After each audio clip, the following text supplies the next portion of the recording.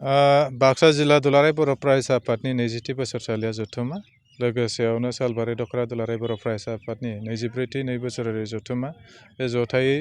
सालबारि फरायसालिमानि बे गेवलां फोथाराव सानब्रैनि हाबाफारि लानानै खुंफुंजादों आरो दिनै बियो नैथि सान आरो बे नैथि सानाव जोंनि जे दुलाराय बर' फरायसा आफादनि फुंबिलिनि आर'ज बे आर'जनि हाबाफारिखौ जोङो मावफुंबाय लोगोसे जोंनि जे फिरफिला दुलाराय बर' फरायसा आफादनि बे फिरफिलाखौबो जोङो बिरहोनानै लाबाय लोगोसे जोंनि बड'फानि मुसुखायाव बिबार बावनाय आरो बेखौ बावजेनगिरि महरै जों मोननो हादोंमोन सालबारि दखरा दुलाराय बर' फरायसाफोरनि गायसनगिरि आफादगिरि रुपनाथ बर' सार लोगोसे जोंनि मुंख्लंफोरनिसिम बिबार बावनाय आरो बेखौ मावफुंदों जोंनि जिल्ला आफादनिनो लोगो आफादगिरि हांगामा बर' बिथांमोना आरो नैबे हाबाफारिजों जोङो माखासे बिथांखि लानानै हाबा मावनो थाखाय थियारि जादों मानो होनबा मिरु दुलाराय बर' फरायसा आफादा फोसावखानाय जे आदब आरो गुन गोनां सोलोंथाइनि मावथांखि आरो गुन गोनां सोलोंथाइनि जांख्रिखांनाय जे हाबाफारि बेखौ बे बिथांखिजों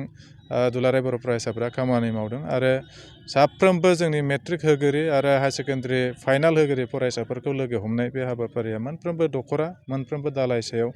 मोनफ्रोमबो फरायसानि साफ्रोमबो फरायसानि न'खर न'खर थांनानै खौरां लाहैनाय बे हाबाफारिया सोलिगासिनो दङ बेजों लोगोसे गुन गोनां सोलोंथाइ मोननांगौब्ला दिनैनि जे नैथि सानाव सावरायनाय जागोन जे जोंनि गुन गोनां सोलोंथाइ मोनहैनांगौसिमनि थाखाय जोंहा मा बिथिङा जोंखौ होबथायो आरो माबे लामाजों जों थाङोबा मोनफुंनो हायो बेनि थाखाय सावरायमेल दङ आरो बे सावरायमेलाव जेदि प्रफेसर जेदि बिथाङा बाहागो लाफैगोन आरो मिरु दुलाराय बर' फरायसा आफादनि सोलोंथाइ नेहाथारि सोमावसार बसुमतारी बिथांमोना बाहागो लाफैगोन आरो गाबोनहाय जोंहा 5 खालार जानुवारिनि बे 5 खालाराव गेवलां मेल थागोन आरो गेवलां मेलाव जोंनि गाहाय आलासि महरै मिरु दुलाराय बर' फरायसा आफादनि मानगोनां आफादगिरि दिफेन बर' बिथाङा बाहागो लागोन आरो मेल बेखेवगिरि हिसाबै बिटिआरनि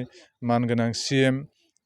प्रमद बर' सारखौ जों लिंहरदों बिथाङाबो बारग' दुलाराय बर' फरायसा आफादनि आफादगिरिमोन इउजि ब्रह्म मानगोनां केबिनेट मिनिस्टार आसामनि बिथांमोना बाहागो लाफैगोन आरो बायदि जोंनि दुलाराय बर' थुनलाइ आफादनि मिरु बर' थुनलाइ आफादनि मानगोनां लोगो आफादगिरि सीताराम बसुमतारी सारखौबो जों लिंहरनाय जादों आरो बायदि बायदि जोंनि गेदेमा बिथांमोनखौ लिंहरनाय जादों आरो दिनैनि जे नैथि सानावनो जोङो जोंनि बाक्सा जिल्लायाव गासै 2 APSC आनजाद उथ्रिसारनो हादों बिथांमोनखौ बरायगोन आरो बाक्सा जिल्लायाव खुंजानाय जुनिया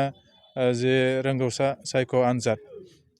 बेवहाय देरहासार जानो हानाय फरायसाफोरखौबो बेवहाय बरायनाय जागोन दा बेबायदियैनो जोंनि दिनैनि आरो गाबोननि हाबाफारिया जालांगोन आरो लोगोसे गुबै हाबाफारि जाय डेलिगेट जायखौ जोङो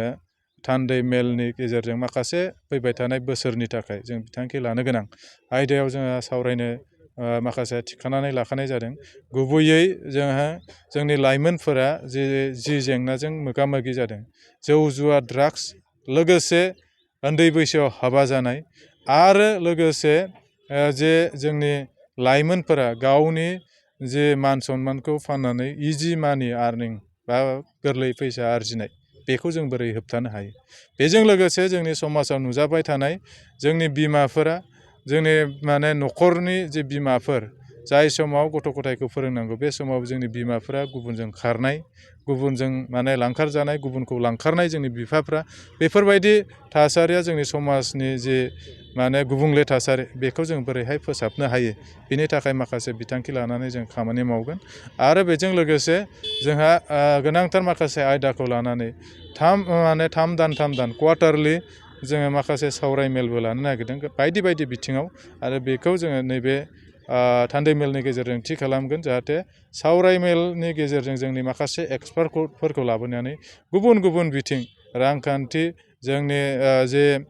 जे आबाद खान्थि लोगोसे बायदि बायदि हारिमुआनो थानो हागौ बे सोलोंथाइनि बिथिङाव थानो हागौ बेबायदिखौ जोङो लानानै माखासे बिथांखि लानानै हाबा मावलांनो थाखाय जोङो थियारि जादों जाहाथे दुलाराय बर' फरायसा आफादनि जि थांखि गेरेमसा माहारि दानाय बे थांखियाव जों जाहाथे मोनफुंनो हायो गोबां उन्दै फरायसाफोरा स्कुल ड्रप आउट जाबाय दं मा फोरमायगोन नोंथाङा